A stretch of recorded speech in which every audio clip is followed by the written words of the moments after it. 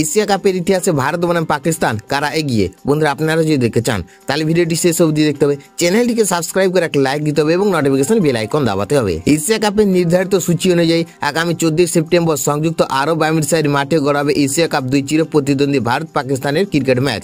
তবে তার আগে জেনে নেওয়া যাক এশিয়া কাপের মঞ্চে ভারত না পাকিস্তান কে কাকে সবচেয়ে বেশি টেক্কা দিয়েছে।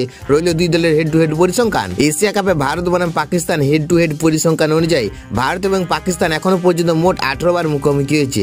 এর মধ্যে ভারত জিতেছে 10 বার, পাকিস্তানের ঝুলিতে রয়েছে 6টি জয়, আর 2টি ম্যাচের মধ্যে কোনো ফলাফল ঘোষণা হয়নি।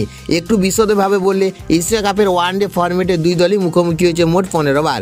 এর মধ্যে ভারত জিতেছে 8 বার, পাকিস্তান জিতেছে 5 ম্যাচ, আর 2টি ম্যাচের ফলাফল আসেনি। অন্যদিকে টি-20 সংরক্ষণে এশিয়া কাপে 3 বার লড়াই হয়েছে দুই দলের, যেখানে ভারত জিতেছে 2 ম্যাচ, পাকিস্তান জিতেছে মাত্র 1টিতে।